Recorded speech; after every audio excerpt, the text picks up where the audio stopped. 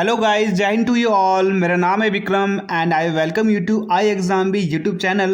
सो guys, SSC CHSL के paper on going है। Tier 1 का एग्ज़ाम हुआ था आज first, second and third shift में। तो गाइस 19 अप्रैल 2021 के सभी शिफ्ट्स का आज एग्ज़ाम्स का हम एनालिसिस करेंगे।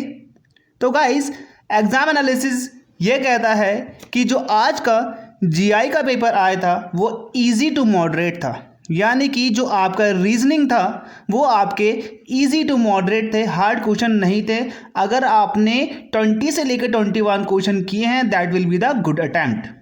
एंड अगर आपके जीके की बात करें, जनरल अवेयरनेस की बात करें, तो क्वेश्चन जो थे वो मॉडरेट थे, ना ही ईजी थे ना ही हार्ड थे। अगर आपने 19 टू 22 के बीच में क्वेश्चन किए हैं that will be the good attempt. बात करते हैं इंग्लिश की, तो इसके क्वेश्चन हार्ड नहीं थे, इजी टू मॉडरेट 50-50% में आ रखे थे। यानी कि अगर आपका 16 टू 22 स्कोर है that will be your good attempt. And guys maths यानी कि क्वांटिटेटिव एप्टीट्यूड के क्वेश्चन हार्ड तो नहीं थे, लेकिन हाँ थोड़े बहुत हार्ड थे, बट कुल मिला के वो इजी टू मॉडरेट में आते हैं। अगर आपके पास टाइम मैनेजमेंट का क्राइटेरिया बहुत अच्छा है, आपने उसे अच्छे से सीखा है, देन 15 से 22 के बीच में अगर आपने क्वेश्चन किए हैं तो your score will be 70 to 85 and this will be your safe zone. Because जो लेवल है आज के एग्जाम का वो मॉडरेट है।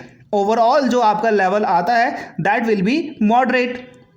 ये आपने ध्यान में रखना है। फर्स्ट ऑफ ऑल, जब भी हम कोई पेपर देते हैं तो उस पेपर का लास्ट ईयर कट ऑफ देखना बहुत ज़रूरी है, क्योंकि कट ऑफ लास्ट ईयर से हमेशा तो बढ़ेगी ही, ऐसा तो होगा नहीं कि लास्ट ईयर से कम हो जाएगी। हालांकि आप यहाँ पे देख रहे हैं कि 2017-18 में 143 थी, फिर उसके बाद 135 हो गई, तो रेयर केसेस में ये कम हो जाता है।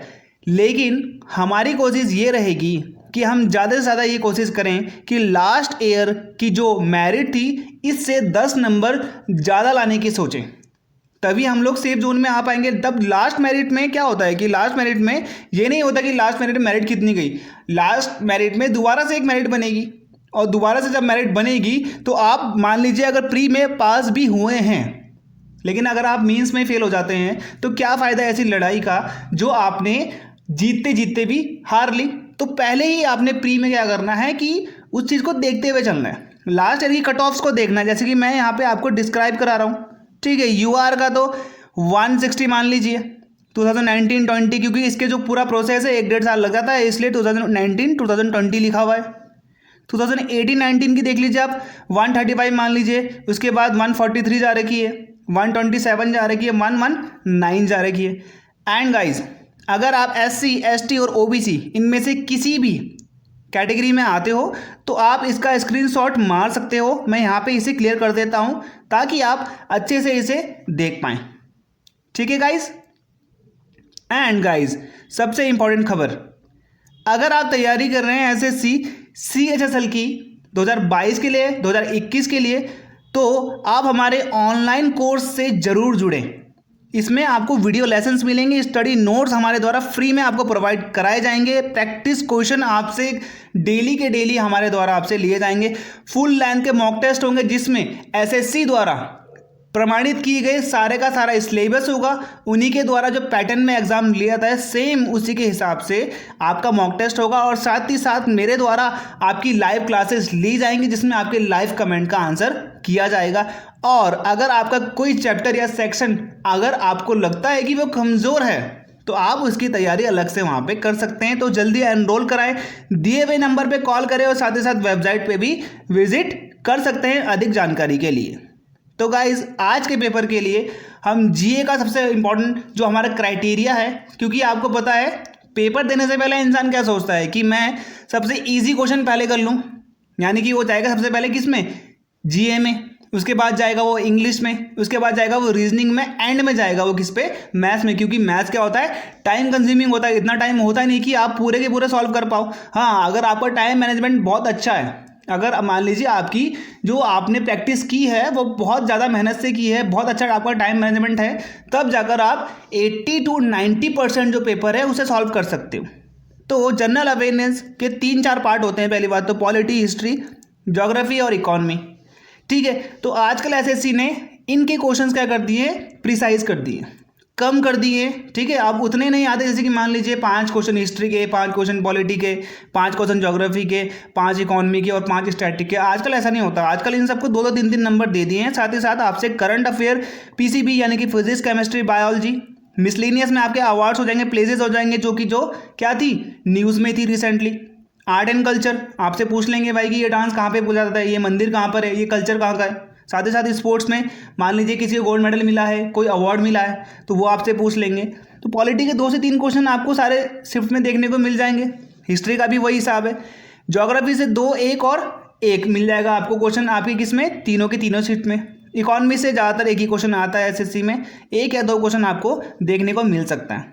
स्टैटिक में वो चीज़ें आती है जैसे कि भाई पहला प्रधानमंत्री कौन था, या फिर वो पहला राष्ट्रपति जो इससे पहले चीफ जस्टिस ऑफ इंडिया था। ऐसे फैक्ट वाले, यानी कि आपको उसके लिए अलग से मतलब पढ़ना पड़ेगा, क्योंकि वो आपको जीके में नहीं मिल जाती। क्योंकि ये तो आपका क्या है, ये वो स्टडी है जिसको आपको क्या करनी पड़ेगी, जिसमें आपको ज़्यादा ध्यान देना पड़ेगा। स्टैटिक वो चीज़ें होती हैं जो क्या होती हैं, फैक्चुअल चीज़ें होती हैं। ये तो आपका स्कूल वाइज हो गया, ये आपका हो गया किसके हिसाब से, जो आपको पढ़ना पड़ता है। सीए हो गया, साथ में पीसीबी भी आपको ये करना पड़ेगा। मिसलिनियस में आपका ये देखा जाता है कि भाई आपका करंट अफेयर कितना है।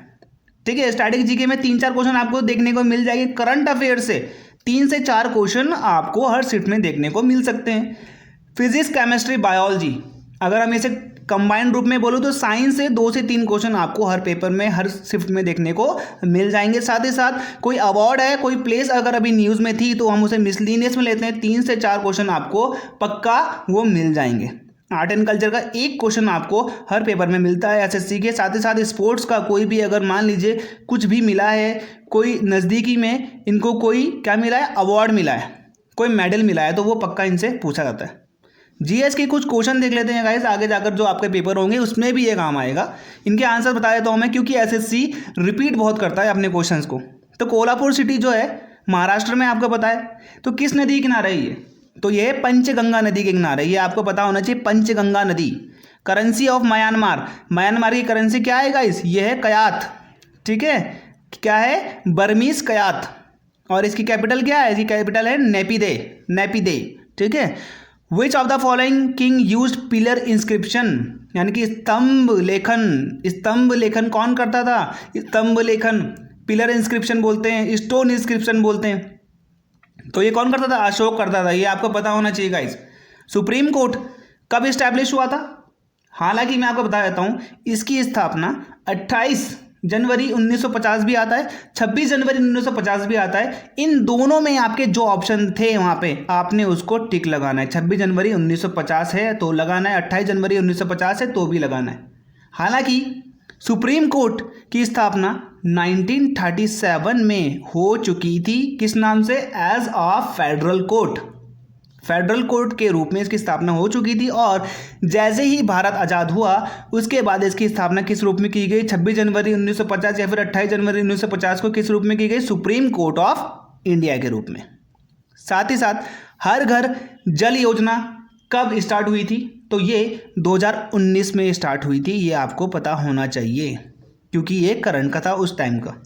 2020 में डॉक्टर हर्षवर्धन किस समिति के या फिर किस चीज़ के चेयरमैन नियुक्त किए गए, तो WHO की एक बॉडी होती है जिसे हम बोलते हैं एग्जीक्यूटिव काउंसिल, एग्जीक्यूटिव बोर्ड, तो उसके चेयरमैन नियुक्त हुए हैं। ये भारत के लिए एक गर्व की बात भी है।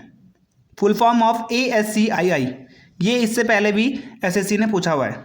तो इसका आंसर बहुत लंबा था तो मैंने यहाँ पे लिख दिया, American standard code for information and interchange. ये आपको पता होना चाहिए। गारफील्ड शोभा अवार्ड किसको दिया गया, तो ये विराट कोहली जी को दिया गया था, भारतीय टीम के कप्तान। Heart and soul of the Indian constitution, ये तो बहुत इंपॉर्टेंट है, आर्टिकल 32। जब ये हमारी पॉलिटिकल सीरीज चल रही है ना अभी, तो वहाँ पे मैं आपको ये कवर कराऊंगा। कथकली, के से कथक और के से केरला याद रखेंगे तो आपका ये आंसर हो जाएगा। आंसर है केरला। भारत के नए चीफ जस्टिस ऑफ इंडिया कौन बनेंगे या फिर कौन बने हैं, तो वो हैं NV रमन्ना। लसोंग फेस्टिवल कहाँ पे मनाया जाता है, तो भारत का एक बहुत ही खूबसूरत प्रदेश जिसे हम बोलते हैं सिक्किम, ये आपने याद रखना है। ये जनसंख्या के हिसाब से सबसे छोटा है, ये याद रखेंगे आप। कर्म योद्धा ग्रंथ is based on the life of, कर्म योद्धा ग्रंथ जो है वो किसकी लाइफ को प्रदर्शित करती है? तो हमारे प्रधानमंत्री श्री नरेंद्र मोदी जी के। ये बुक किसने रिवील की थी? ये बुक अमित शाह जी ने रिवील की थी। ठीक है। क्वांटिटेटिव एप्टीट्यूड यानी कि मैथ्स की अगर हम बात कर लें आज के पेपर के लिए, तो कंपाउंड इंटरेस्ट और सिंपल इंटरेस्ट से आपको दो, एक और एक क्वेश्चन देखने को मिल जाएगा। साथ ही साथ मेंसुरेशन यानी कि सरफेस एरिया एंड वॉल्यूम से आपको दो और दो क्वेश्चन देखने को मिल जाएंगे। हाइट एंड डिस्टेंस से आपको एक क्वेश्चन तीनों सीट में देखने को मिलेगा। साथ ही साथ अगर हम नंबर सिस्टम की बात करें तो पहले सीट में 2, दूसरे में 1 और तीसरे में भी 1। प्रॉफिट एंड लॉस जो कि बहुत इंपॉर्टेंट है मैथ्स के लिए, तो 2 क्वेश्चन, 1 क्वेश्चन और 1 क्वेश्चन। आर एंड पी यानी कि रेशियो एंड प्रोपोर्शन में आपको एक क्वेश्चन देखने को मिल जाएगा। ट्रिग्नोमेट्री से 2 क्वेश्चन लगभग हर पेपर में आपको देखने को मिलेंगे। सिंप्लीफिकेशन में क्या है गाइस कि आपका एक क्वेश्चन या फिर 2 या फिर 3 आपको हर जो आपकी शिफ्ट है, शिफ्ट 1, 2 एंड 3 इसमें देखने को मिला है। अलजेब्रा से आपको 2 से 3 क्वेश्चन लगभग मिले हैं। एवरेज से आपको एक क्वेश्चन लगभग सारे ही पेपर में देखने को मिला। Time and speed and distance में से आपको एक क्वेश्चन लगभग देखने को मिल जाएगा। डीआई तो आपको पता है कि भाई 5 नंबर की आएगी ही आएगी, कई बार किसी पेपर में 4 नंबर की आ सकती है। और ज्योमेट्री आपको लगभग 2 क्वेश्चन आपको देखने को मिल जाएंगे। अगर हम बात करें जनरल इंटेलिजेंस यानी कि रीजनिंग की, तो मिसलिनियस क्वेश्चन कौन से हैं गाइस? जो सब्जेक्ट या फिर जो चैप्टर इसमें नहीं है। तो मिसलिनियस क्वेश्चन आपको दो लगभग या फिर 2 से 3 क्वेश्चन आपको शिफ्टों में, जो 3 शिफ्ट है इसकी, उसमें देखने को मिल जाएंगे। कोडिंग डिकोडिंग आप तैयार कर लीजिए एसएससी के लिए, बहुत इंपॉर्टेंट है। आपके 1 से 2 नंबर या फिर 3 नंबर का अगर कोई चैप्टर आ रहा है तो समझ लीजिए वो आपके लिए बहुत इंपॉर्टेंट है। ये कोडिंग और डिकोडिंग हमारे द्वारा जो एसएससी की सीरीज चल रही है अंशुल सर द्वारा, वहाँ पर अच्छे से आपको बताया जा रहा है। वहाँ पर जाएँ, उसको देखें, आपको जरूर हेल्प मिलेगी। ब्लड रिलेशन से आपको एक क्वेश्चन देखने को मिल जाएगा। एनालॉजी भी बहुत इंपॉर्टेंट है गाइस, ये एनालॉजी भी आपने पढ़नी है। ठीक है, 2 से 3 क्वेश्चन आपको देखने को मिल रहे हैं। मैथमेटिकल ऑपरेशन 2 क्वेश्चन लगभग आ रहे हैं। मिसिंग नंबर आपको 1 क्वेश्चन या फिर 2 क्वेश्चन और 2 क्वेश्चन आपको तीनों शिफ्ट में देखने को मिल जाएगा। वेन डायग्राम से 1 है, काउंटिंग फिगर से 1 है, ऑड वन आउट से 2 क्वेश्चन लगभग सब में है। साथ ही साथ मिरर इमेज से आपको 1 क्वेश्चन तो देखने को एसएससी में ही मिलेगा। लास्ट सेक्शन है हमारा इंग्लिश का, बच्चों का सबसे प्रिय सेक्शन, क्योंकि इसमें क्या होता है, बहुत आसान लगता है लेकिन इतना आसान होता नहीं है जितना आसान हमको पेपर देते वक्त लगता है कि हाँ, क्योंकि पेपर देते हुए आपको क्या लगेगा कि सारे ऑप्शन सही हैं।